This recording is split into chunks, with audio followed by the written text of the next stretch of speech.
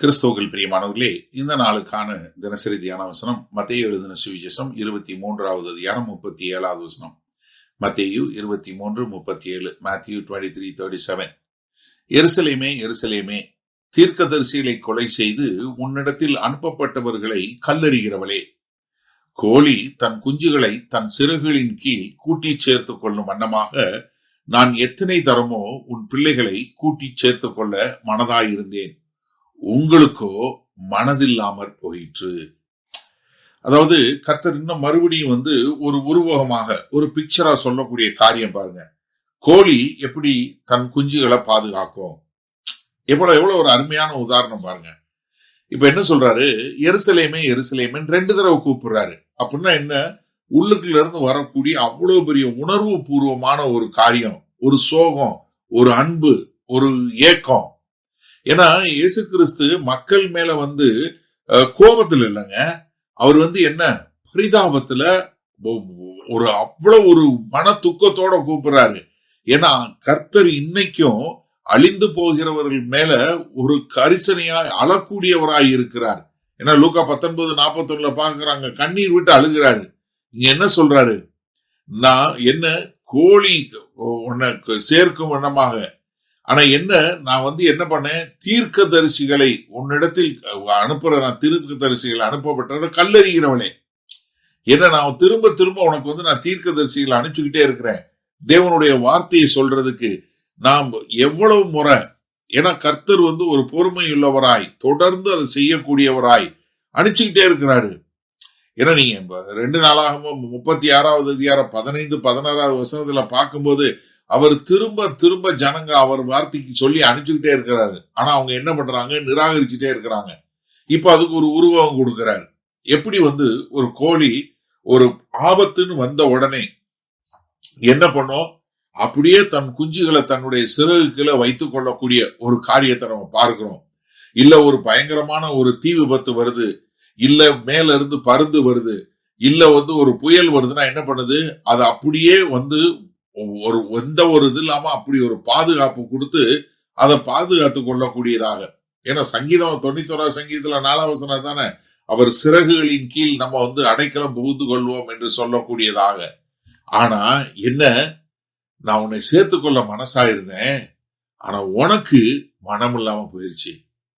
அப்போ ஒரு மனிதனுடைய நிராகரிப்பும் அவனுடைய முரட்டுத்தன்மையும் பாருங்களேன். கர்த்தர் அழைக்கிறாரு, அவர் ஏற்றுக்கொள்ள மனதா இருக்கிறாரு, அவர் திரும்ப திரும்ப அழைக்கிறாரு, ஆனா மக்களோ நிராகரித்துக் கொண்டே இருக்கிறாங்க. நல்லா தெரிஞ்சு சொல்லுங்க, ஒரு மனுஷனுடைய ரட்சிப்புக்கு என்னன்னா எது பெரிய ஒரு தடை தெரியுமா, மனிதனுடைய ஒரு இறுகி போன ஒரு கல்லான மனதுதான் காரணமே ஒழிய கர்த்தர்கிட்ட இருந்து ஒரு மன விருப்பம் இல்லாதது இல்லவே இல்லை.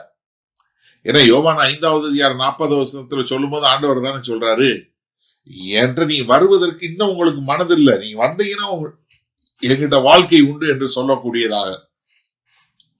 சரி, இந்த நாள்ல இந்த வசனத்தை நம்ம எப்படி எடுத்துக்கொள்வது? கொஞ்ச நாளைக்கு முன்னாடி நம்ம எல்லாரும் பார்த்திருப்போம், நீங்க நிறைய பேர் பார்த்திருப்பீங்க, ஒரு படம், அது ஒரு அவார்டு கூட வாங்குச்சு. அதாவது ஒரு கோழி அப்படியே ஒரு தீ விபத்துல அப்படியே கருகி செத்து போச்சு. ஆனா அந்த கோழியை அது எல்லாமே கருகி, எல்லாம் இறகெல்லாம் கருகிச்சு. ஆனா அதை பார்த்தா உள்ளுக்குள்ள அது குஞ்சுகள் பூரா உயிரோட இருந்துச்சு.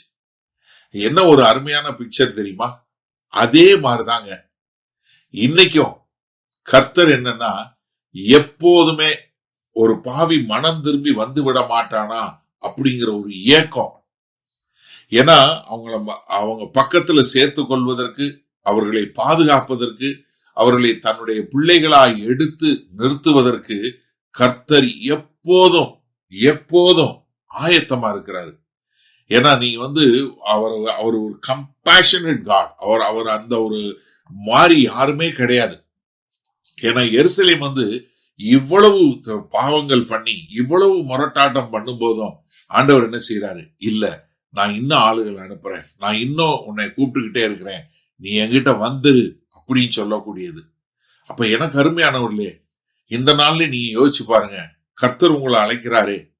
ஏன்னா உங்களுக்கு எதிர்த்து வரக்கூடிய பாடுகள், உங்களுக்கு எதிர்த்து வரக்கூடிய ஒரு ஆபத்து, இதுல இருந்து எல்லாம் அந்த நியாய தீர்ப்புல இருந்து உங்களை தப்பித்துக் கொள்வதற்கு உங்களுக்கு இருக்கிற ஒரே அடைக்கலம் கர்த்தராகிய இயேசு கிறிஸ்து ஒருவர் மாத்திரம்தான்.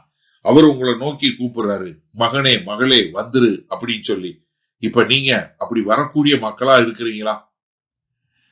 எனக்கு அருமையான சகோதரனே சகோதரியே, நன்றாக தெரிஞ்சு கொள்ளுங்க, கர்த்தர் இரக்கத்துல ஐஸ்வர்யவான். நீங்க கர்த்தர்ட்ட வந்துருவீங்களா?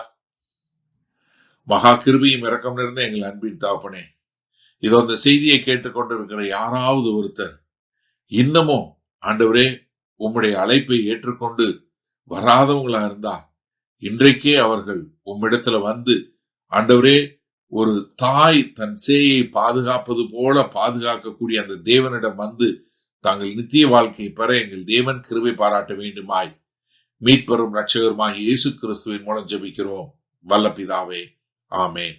கர்த்தர் உங்களை ஆசீர்வதிப்பாராக. நாம் இன்று மாலை மன்னால சந்திப்போம்.